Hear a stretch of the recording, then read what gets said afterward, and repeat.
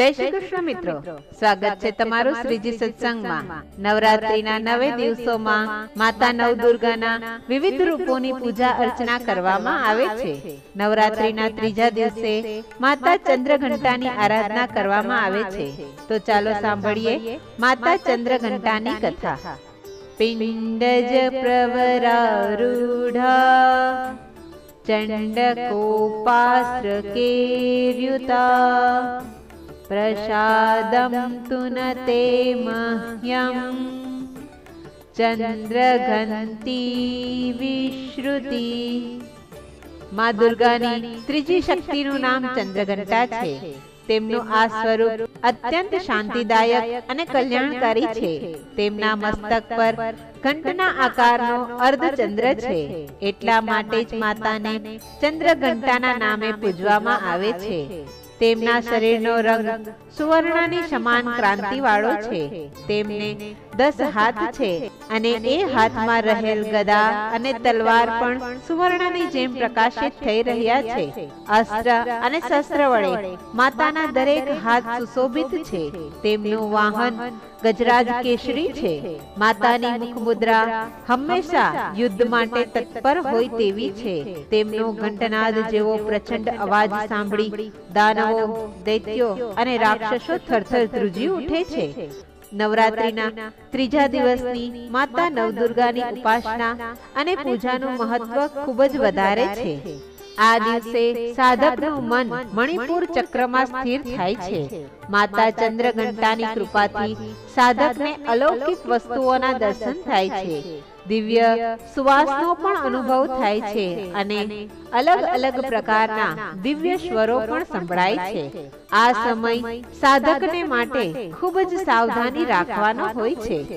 માતા ચંદ્રઘંટાની કૃપાથી તેમની બધી જ મુશ્કેલીઓ અને સંઘર્ષ દૂર થઈ જાય છે। માતા ચંદ્રઘંટાની ઉપાસના હંમેશા ફળદાયક જ હોય છે।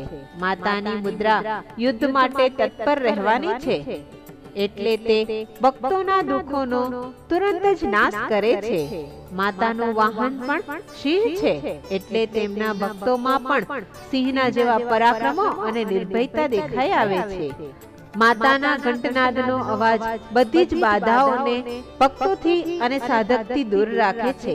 માતા ચંદ્રઘંટાનું ધ્યાન ધરતા જ શરણે આવનારની રક્ષા કરવા માટે આ ઘંટનાદ ગુંજી ઉઠે છે।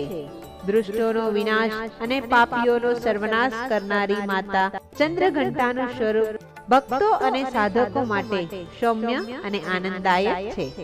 માતાની આરાધના કરવાનો સૌથી મોટો ગુણ એ એક પણ છે કે તેનાથી સાધકને વીરતા અને નિર્ભયતાની સાથે સાથે સૌમ્યતા અને વિનમ્રતાના પણ ગુણ પ્રાપ્ત થાય છે।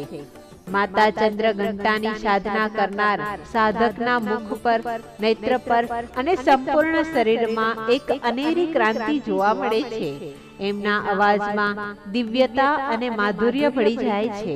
માતાના ભક્તો કે ઉપાસક જ્યાં પણ જાય છે ત્યાં તેમની આસપાસ રહેનાર દરેક વ્યક્તિ શાંતિનો અને સુખનો અનુભવ કરે છે।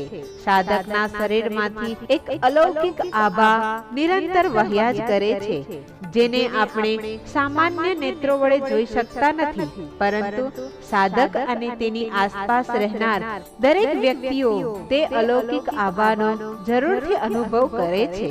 બસ જરૂર છે તો માત્ર એટલી જ કે આપણે મન, વચન અને કાયાથી શુદ્ધ અને પવિત્ર બની માતાના શરણે જઈ તેમની ઉપાસના અને સાધના કરવા માટે હંમેશા તત્પર રહીએ। એમની ઉપાસનામાં જ બધા જ સાંસારિક દુઃખોને ભૂલી જઈએ ને આનંદપૂર્વક પરમ પદની પ્રાપ્તિ થઈ જાય છે। માતા ચંદ્રઘંટાનું ધ્યાન આપણને આલોક તથા પરલોક માટે પણ કલ્યાણકારી છે અને સદગતિ આપનાર છે। માતા ચંદ્રઘંટાની ઉપાસના આ મંત્ર દ્વારા પણ કરવામાં આવે છે।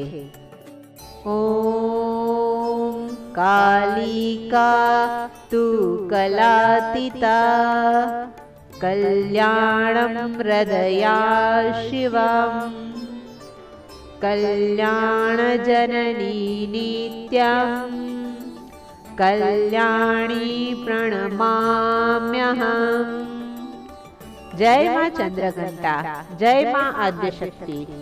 મિત્રો, મારી આ વાર્તાને લાઈક, શેર અને સબસ્ક્રાઇબ કરવાનું ચૂકશો નહીં। જય શ્રી કૃષ્ણ।